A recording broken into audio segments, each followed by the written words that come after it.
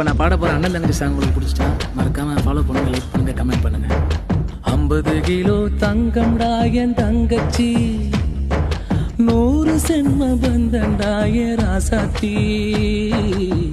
சென்னையில என்ன போல பணக்கார யாரும் இல்ல, குணத்தில கோடீஸ்வரியம் கூட பிறந்ததாலே.